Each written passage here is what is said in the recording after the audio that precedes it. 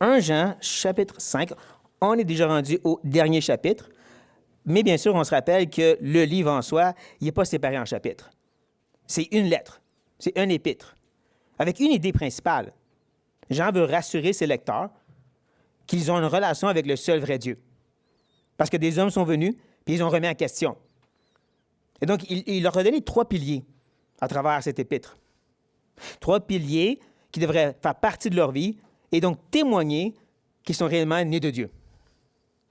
Et donc, c'est normal que, rendu à la fin, cette conclusion, il va revenir sur ces 3 piliers. Il va vraiment les mettre devant eux, comme on va le voir dans notre texte ce matin. On va lire les versets 1 à 5, et ensuite, on va découvrir ensemble ces preuves ou ces piliers-là. Donc, je commence au verset 1. Quiconque croit que Jésus est le Christ. Jésus est le Christ, est né de Dieu, et quiconque aime celui qui l'a engendré, aime aussi celui qui est né de lui. Nous connaissons que nous aimons les enfants de Dieu lorsque nous aimons Dieu et que nous pratiquons ses commandements. Car l'amour de Dieu consiste à garder ses commandements. Et ces commandements ne sont pas pénibles. Parce que tout ce qui est né de Dieu triomphe du monde. Et la victoire qui triomphe du monde, c'est notre foi. Qui est celui qui a triomphé du monde, sinon celui qui croit que Jésus est le Fils de Dieu? Certainement, amen à ceci. Et je dirais que je vois le texte devant nous un peu comme une exploration. Comme si on va faire une escalade d'une grande montagne. Ou est-ce qu'à travers cette escalade, il y a des moments où on va arrêter et regarder derrière nous, le chemin qu'on a pris jusqu'à ici, pour être sûr qu'on est toujours sur la bonne trace. À d'autres moments, on va s'arrêter sur une falaise, méditer à ce qui vient d'être dit et contempler la beauté et la splendeur de ces mots. Et bien sûr, au fur et à mesure, on continue à avancer, se rendre au sommet et voir les 3 piliers en soi. Les 3 piliers qu'on va découvrir au fur et à mesure d'avancer. Et tout de suite en partant, notre cher frère Jean nous dit « quiconque croit ». Depuis le début, nous avons vu que Jean présente certains groupes dans ses écrits. Des fois, c'est bien subtil. Il va parler de ceux qui disent qu'ils ont une relation avec Dieu, mais qui vivent dans le péché. Ceux qui disent justement, on n'a pas de péché, mais qui sont menteurs. Des gens qui sont dans la crainte et non pas dans l'amour parfait. Eux qui sont probablement pas croyants. Et ensuite, nous, représentant Jean, ceux qui croient comme lui, et donc, il espère ceux qui lisent la lettre présentement. Nous qui croyons en Christ. Mais des fois, il y a un autre groupe. N'importe qui. Quiconque. En 2 mots, c'est comme un appel à la part de Jean à dire, ça peut être vous, ça. Tu peux faire partie du eux et maintenant devenir les quiconques qui sont nous. Donc, c'est un appel à tous pour dire quiconque croit, ou encore mieux, continue à croire. Le temps de verbe ici est un présent continuel. C'est pas juste j'ai cru en Jésus et maintenant je crois à d'autres choses. Non, c'est j'ai cru et je continue à croire. C'est un bon rappel que le salut est en 3 temps. J'ai été sauvé. Conversion. J'ai mis ma confiance en Jésus par la foi. Je suis en train d'être sauvé. Je continue à croire et à être sanctifié. Mais ultimement, ma foi va arriver à un comble, la glorification. Avec lui pour toujours. Mais tout ça dans cette idée que la foi, elle est continuelle, elle est persévérante. Mais elle est en quoi exactement? Eh bien, il nous dit que que Jésus est le Christ. C'est ici qu'on doit s'arrêter déjà, se mettre sur le bout d'une falaise et méditer. Quand il dit que le but, c'est de croire que Jésus est le Christ, est-ce que c'est tout ce qu'il veut dire? C'est tout simplement de croire que Jésus est le Messie, celui qui est oint. Parce qu'il y a plein de gens qui croient ceci, mais de différentes façons. Est-ce que c'est aussi simple que juste croire que Jésus est Messie? Et je dirais que non. Qu'il ne faut pas oublier que Jean écrit à des personnes qui ont déjà œuvré avec eux, que j'ai fait partie de leur Église et été leur pasteur. Il y a un bagage derrière ce qu'il dit ici, un bagage qu'eux comprendraient. On voit ceci quand on saute à la 2e épître de Jean. Une petite épître dans laquelle il va dire ceci. Car plusieurs séducteurs sont entrés dans le monde qui ne confessent point que Jésus est venu en chair. Celui qui est elle, c'est le séducteur et l'antichrist. Donc, tout ce qui compte, c'est de croire que Jésus venait en chair. Il était un homme. Ça veut dire musulmans, témoins de Jéhovah, mormons sont corrects. Et ils croient tous que Jésus était un homme. Mais on comprend que ce n'est pas le cas. Que ce que Jean dit a beaucoup de bagages historiques. Il combattait une hérésie. Et un autre bagage qu'il s'adresse à Kyria, peut-être une femme, peut-être une église, et ses enfants qui ont été enseignés, qui ont un bagage théologique derrière cette simple énoncé. C'est un peu comme Paul. Tu sais, quand il dit à Corinthe que tout ce qu'il a voulu connaître parmi eux, Christ et Christ crucifié. C'est-tu la totalité de ce qu'il les a enseignés? Vous imaginez un sermon d'1 heure? Christ et Christ crucifié. Christ et Christ crucifié. Ça aurait été tout un sermon, mais ça n'aurait pas été la totalité de l'Évangile. Il y a une idée derrière l'expression. Je vous ai enseigné tout en rapport avec qui est Jésus. Qu'est-ce qu'il est venu faire? Et bien sûr, ce qu'on reçoit par l'Évangile. Et je dirais, c'est un peu la même chose ici, quand on revient à notre texte. Non, pas avant qu'elle aille à Colossiens. Et je vais aller dans Colossiens parce que Paul n'aura pas été celui qui a établi cette Église. Et c'est là qu'on voit qu'il va ajouter un peu plus de détails en rapport avec qui est Jésus. Je vais le lire. Il est l'image du Dieu invisible, le premier-né de toute la création. Car en lui ont été créées toutes les choses qui sont dans les cieux et sur la terre, les visibles et les invisibles, trône, dignité, domination, autorité. Tout a été créé par lui et pour lui. Il est avant toute chose et toute chose subsiste en lui. Il est la tête du corps de l'Église. Il est le commencement, le premier-né d'entre les morts, afin d'être en tout le premier. Car Dieu a voulu que toute plénitude habitât en lui. Il a voulu, par lui, réconcilier tout avec lui, tant ce qui est sur la terre que ce qui est dans les cieux, en faisant la paix pour lui par le sang de sa croix. Ça, c'est un peu plus le bagage, la viande théologique de ce que ça veut dire Jésus et croire en lui. Mais encore là, quand il parle de cette réconciliation par le sang, il ne l'explique pas. Il s'attend qu'ils ont quand même une certaine compréhension, ce sont des croyants. Et c'est ça que je vois un peu avec cette simple énoncé. Quiconque continue à croire que Jésus est le Messie et tout ce que ça l'implique. Et tout ce que j'ai enseigné sur Jésus, l'Évangile, et qu'est-ce qu'il est venu faire. C'est cette personne-là qui dit être né de Dieu. C'est là encore qu'on se pose quelques questions. Qu'est-ce qui a causé quoi? Est-ce que c'est le fait de naître de Dieu qu'on a la foi ou le fait d'avoir la foi qu'on est de Dieu? Et je dirais que la façon que le texte est écrit, comment c'est présenté dans le grec, c'est la naissance que Dieu donne qui produit la foi.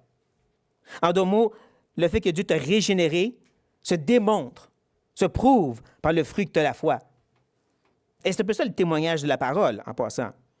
Quand on regarde dans Éphésiens, ou qu'on connaît bien ce passage, Paul nous dit, vous, nous, tous, étiez morts par nos offenses et par vos péchés, dans lesquels vous marchiez autrefois, selon le train de ce monde, selon le prince de la puissance de l'air, de l'esprit qui agit maintenant dans les fils de la rébellion. Nous tous aussi, Paul s'inclut, nous étions de leur nombre, et nous vivions autrefois selon les convoitises de notre chair, accomplissons les volontés de la chair et de nos pensées. Et nous étions par nature des enfants de colère comme les autres. Il n'y a rien ici sur le fait qu'on aime Dieu, qu'on cherchait sa face. Non, on était morts. On suivait le train de ce monde. On était amis avec Satan, on était ses enfants. Mais Dieu, qui est riche en miséricorde, à cause de ma grande foi, à cause du grand amour dont nous a aimés, nous qui étions morts par nos offenses, nous a rendus à la vie par ma foi. Non, avec Christ. C'est par grâce que vous êtes sauvés. Et il nous a ressuscités ensemble. Il nous a fait asseoir ensemble dans les lieux célestes, en Jésus-Christ, afin de montrer, dans les siècles à venir, l'infinie richesse de sa grâce par sa bonté envers nous, en Jésus-Christ. C'est Dieu qui a donné cette naissance pour qu'il soit glorifié, par amour pour nous. Et je dirais, c'est quelque chose qui est quand même important pour Jean. Parce que ce n'est pas la première fois qu'il veut faire comprendre à ses lecteurs, ça ne commence pas par vous, ça commence par lui. À 2 reprises dans le chapitre 4, il leur dit, c'est pas vous qui aimez Dieu le premier, c'est lui qui vous a aimé en premier. Ça commence par lui. Et même dans l'Épître, on peut le voir des indices. Lorsqu'ils parlent de leur foi, qu'ils peuvent être assurés de leur foi, il leur rappelle, c'est l'œuvre de l'Esprit, ça. C'est pas de vous. Mais même l'Épître, comment qu'elle commence? Elle ne commence pas de la même façon que, disons, Paul, Pierre ou Jacques. Des salutations, Dieu soit béni. Non, il retourne au commencement. Il revient à Dieu lui-même, comme dans Genèse. Il part de la réalité, Jésus était en lui et il est venu faire manifester le Père au monde. Un peu comme la Genèse elle-même. Au commencement, l'homme cherchait la face de Dieu. Non, au commencement, Dieu créa l'homme. Dieu l'a fait à son image pour qu'il ait une relation avec eux. Et qu'est-ce que l'homme a fait? Il l'a rejeté. Et la totalité de l'Ancien Testament, c'est le témoignage de l'humanité qui rejette Dieu. Même un peuple qui s'est acquis l'a rejeté et a vécu un péché. Et c'est Dieu qui revient à la charge encore et encore pour les ramener, parce que c'est lui qui est le grand initiateur. Et comme je dis, Jean veut faire comprendre ça à ses lecteurs. Ça a commencé par lui. Il vous a fait naître de nouveau. Et ça, c'était le premier pilier, cette foi qui est venue avec. Et maintenant, on arrive au prochain. Et quiconque aime celui qui l'a engendré, aime aussi celui qui est né de lui. Le mot engendré, techniquement, c'est le même mot grec né. 3 fois, il nous fait comprendre on est né de lui. On est engendré par lui. On est né de lui.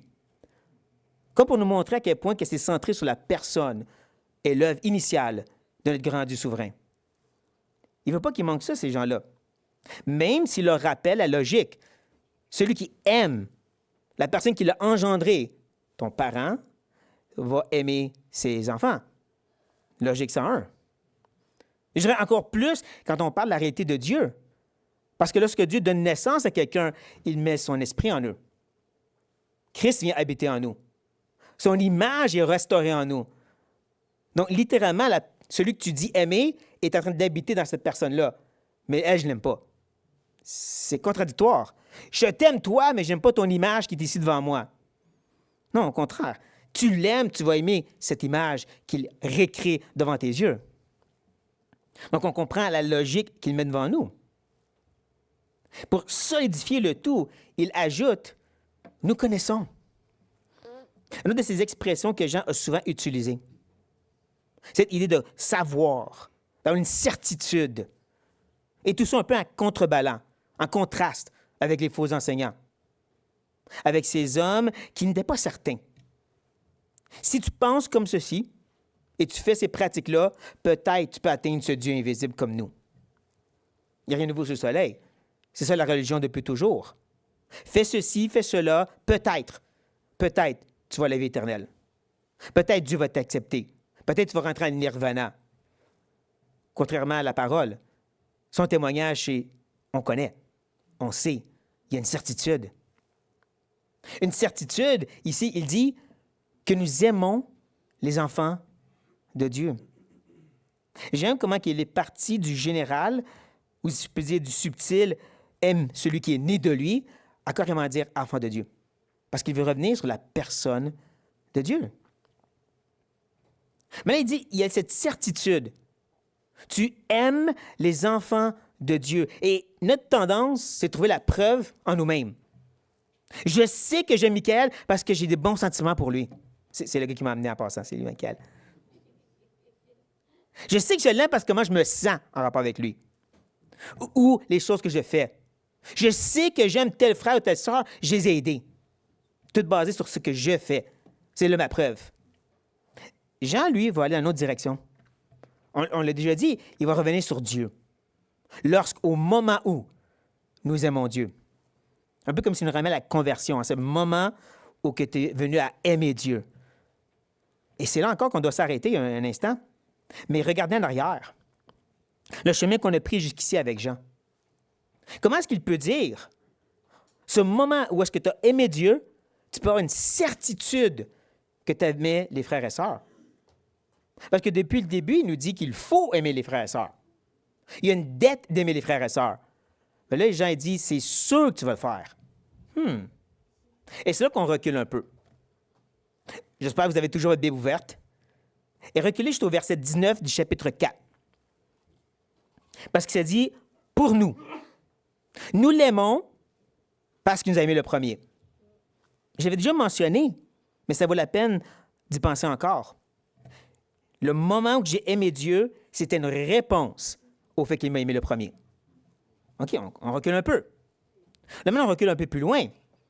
Regardez le verset 9, cette fois-ci, chapitre 4. L'amour de Dieu, il nous a aimé le premier. L'amour de Dieu est manifesté. Elle est témoignée. Elle se voit envers nous. En ce que Dieu a envoyé son Fils unique dans le monde afin que nous vivions par lui. Et encore mieux au verset 10. Et cet amour consiste, encore cette idée de manifester, témoigner, on le voit, non point en ce que nous avons aimé Dieu, mais en ce qu'il nous a aimés. J'aime la parenthèse ici.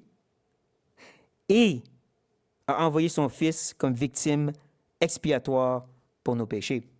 Là, on comprend la vie qu'il nous mentionne avant. C'est cette vie éternelle. C'est lorsqu'on a été né de nouveau, régénéré. Là, on regarde nos pas encore. Cet amour que j'ai pour Dieu, elle est bâtie sur le fait qu'il m'a aimé le premier. Cet amour que Dieu a pour moi, c'est manifesté par le fait qu'il m'a fait naître de nouveau. Il m'a régénéré. Et c'est là qu'on recule un dernier pas, au verset 7. Bien-aimés, aimons-nous les uns les autres. Commandement, voici pourquoi. Car l'amour est de Dieu. Et quiconque aime est né de Dieu et connaît Dieu. Encore, on fait la logique. J'aime Dieu parce qu'il m'a aimé le premier. Dans son amour, il m'a régénéré. Parce que je suis régénéré, je vais aimer les frères et sœurs. C'est là qu'on comprend qu'est-ce qu'il est en train de dire ici dans notre texte.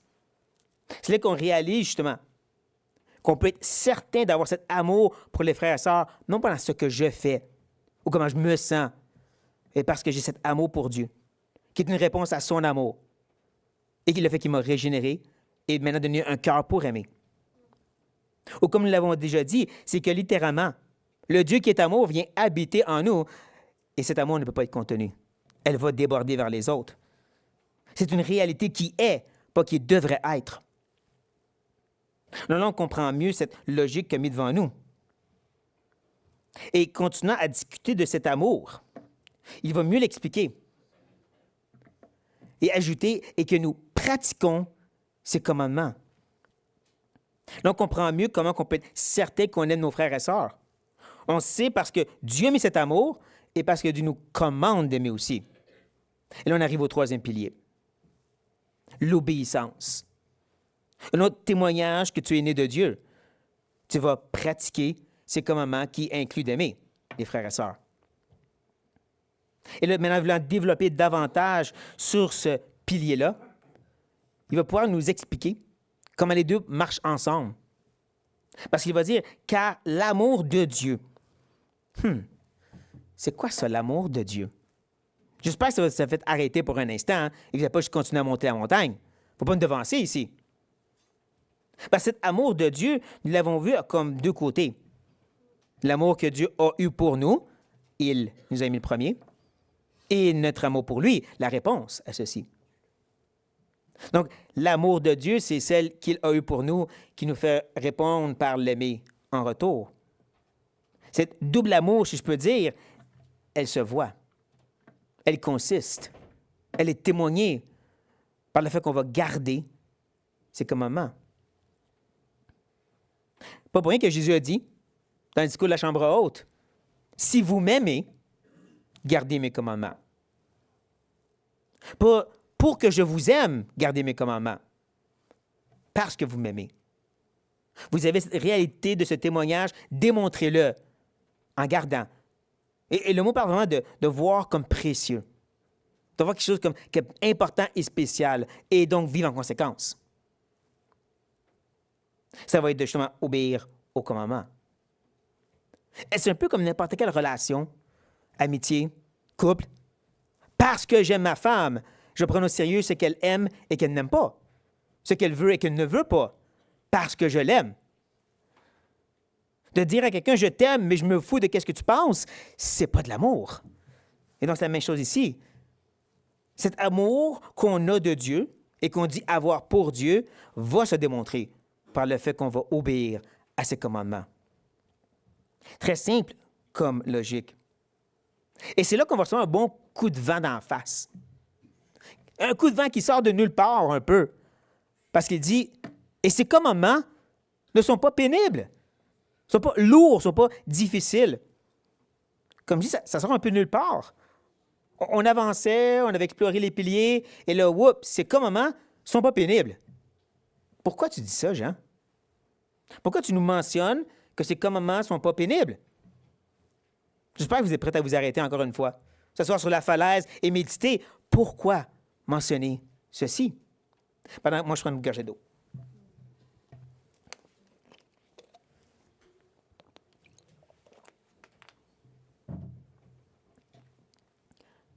Ce vent qui vient de souffler, qui nous a fait arrêter pour un instant, il y a un écho dans la voix.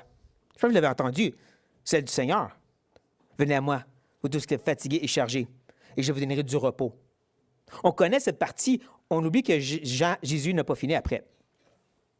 Jésus ajoute à ceci, « Prenez mon joug sur vous et recevez mes instructions. » Du parallélisme, on répète la même idée de deux façons différentes. De prendre son joug, c'est d'apprendre ses commandements, recevoir son instruction. Il explique pourquoi. Parce que je suis doux et humble de cœur, première raison. Deuxième, vous trouverez du repos pour vos âmes. Encore, je m'arrête et je réfléchis à ça. Quand moi, je pense à un repos pour mes âmes, je ne pense pas à plus de commandements, plus de règles, de restrictions. C'est pas ça qui me donne du repos à l'âme. C'est pas ça qui va me faire du bien de dire « faut que tu fasses plus ça puis ça ». Pourtant, c'est exactement ce que Jésus dit. Et même il ajoute « parce que mon joug est doux et mon fardeau est léger ». Un peu comme Jean est en train de dire ici. Donc là, on a deux voix qui bourdonnent dans nos oreilles. Il fait un peu froid en haut. Et on entend cette idée que ces commandements-là ne sont pas pénibles, ne sont pas lourds ou demandants. Ce joug amène un repos à mes âmes, à mon âme. Je n'ai pas deux. Et encore là, je me demande à quel point c'est vrai. Parce que, me semble, je regarde mon cœur, j'ai énormément de la misère avec les commandements de l'Éternel. Et je ne pense pas être le seul ici ce matin. Paul parle de la même façon dans Romains 7. « Ce qui est bon, je le sais, n'habite pas en moi, c'est-à-dire dans ma chair. J'ai la volonté, mais non le pouvoir de faire le bien. Car je ne fais pas le bien que je veux, et je fais le mal que je ne veux pas. Et si je fais ce que je ne veux pas, ce n'est plus moi qui le fais, c'est le péché qui habite en moi. » Ça, je dirais oui, ça c'est moi. Je pense qu'il y en a d'autres ici ce matin peut-être. Ça, c'est nous. Et pourtant, il n'est pas fini. Je trouve donc en moi cette loi, que quand je veux faire le bien, le mal est attaché à moi, la chair, le vieil homme. Car je prends plaisir à la loi de Dieu selon l'homme intérieur, l'homme régénéré, l'homme que Dieu a donné naissance en nous. On comprend mieux la lutte ici, et on comprend mieux aussi les paroles de Jean. C'est là pourquoi que c'est pas pénible, parce que c'est dans l'homme intérieur, l'homme régénéré, qu'on y prend plaisir. C'est un peu ça que le psalmiste nous dit, n'est-ce pas? Le psaume 119, vous connaissez bien ce beau groupe psaume qui est une louange à la parole de Dieu, à ses commandements, à ses préceptes. Et il dit quelque chose comme ceci. « Je me réjouis en suivant tes préceptes comme si je possède tous les trésors. » Je me réjouis de tes préceptes. Je prends plaisir en ça, comme ce serait ça, le plus grand trésor. Ça fait penser un peu à Proverbes chapitre 3, où est-ce que le Père, l'auteur, appelle le Fils à rechercher la sagesse. Mais il lui fait comprendre, le but, c'est pour avoir des choses par la sagesse. C'est la sagesse en soi qui est le trésor. Parce que la sagesse en soi te donne une meilleure relation avec Dieu. Même chose ici. Ou comme il ajoute, « Je fais mes délices de tes statuts. Je n'oublie point ta parole. » Après la deuxième partie, je dirais, ouais, je m'efforce à ne pas oublier sa parole. Mes délices, comme de manger un bon repas, c'est tes statuts, tes commandements, ta loi. Tes préceptes font mes délices, encore une fois. Ce sont mes conseillers. Et ce n'est que quelques exemples. Où est-ce qu'on peut vraiment dire, comme Jean est en train de dire, ces commandements ne sont pas pénibles, ne sont pas lourds, sont même un délice à mon âme, dans mon homme intérieur, celui régénéré. qui est progressivement prenant plus de place. Et je dirais que c'est un peu là que Jean va aller, quand il va ajouter, parce que je peux dire que ces commandements ne sont pas pénibles, et là on peut continuer à avancer, parce que tout ce qui est né de Dieu, et ça c'est supposé être l'électeur maintenant, triomphe du monde. On fait le lien entre les deux idées. Cette idée de trouver un bonheur dans ses commandements et triompher du monde. Parce que pour Jean, le monde, ce n'est pas la télévision et les films. Le monde, c'est une façon de penser qui est anti-Dieu. C'est une mentalité contraire à l'éternel. Hein, il a dit, les choses qui sont dans ce monde, c'est comme justement les convoitises de la chair. Je veux, je prends, parce que c'est ça que j'aime. Ou l'orgueil de la vie. Mon identité se trouve dans ce que j'ai. Ça, c'est l'idolâtrie. Je triomphe de cette réalité-là, de cette façon de passer, de cette chair, si je peux dire, parce que je suis né de Dieu. Encore, l'accent est mis où? Dieu, pas moi. Ne manquez pas ça. Donc, comme Paul le dit, Jean le dit aussi à sa façon. Je peux considérer ces commandements comme plaisants parce que je suis né de Dieu et je triomphe de cette chair qui dit « je veux persévérer dans le mal ». Et c'est ici, je dirais, il semble qu'il manque quelque chose. On a vu les 3 piliers, mais 2 des piliers étaient beaucoup plus détaillés. Avez-vous vu ça? À quel point il était vraiment en détail pour l'obéissance. Il était en détail pour ce qui est de l'amour, mais la foi, il a juste passé rapidement à travers. La foi, c'est en Jésus. On continue.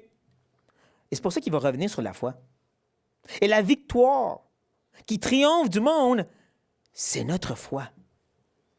Et avant qu'on dise, ouais, ma foi puissante qui bouge des montagnes, c'est ma grande foi qui est importante. Non, Jean n'est pas fini. Mais n'empêche, il revient sur le sujet de la foi. On a avancé quand même assez haut sur la montagne et on peut revoir de nouveau le premier pilier, celle de la foi. Où est-ce qu'il nous explique? Qui est celui qui a triomphé du monde? C'est Martin? Non, sinon celui qui croit que Jésus est le Fils de Dieu. C'est pas l'objet, c'est pas ta foi qui est puissante, c'est l'objet de ta foi qui est important. Jésus. C'est ça qui triomphe du monde. C'est lui qui a la victoire sur le monde et je suis en lui par la foi. En plus, on voit un peu les 2 côtés de cette belle médaille qui est Jésus. Parce qu'au début, il parlait du Messie, celui qui était promis, celui qui était homme. Mais là, il parle de sa divinité, celui qui est Fils de Dieu, les 2 côtés de la réalité de Jésus. On comprend mieux qu'il y a tellement plus derrière cet énoncé.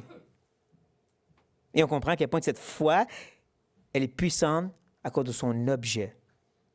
En qui je me confie, vers qui je me tourne. Comme on l'a vu depuis le début, c'est celui qui est, qui était, qui sera toujours.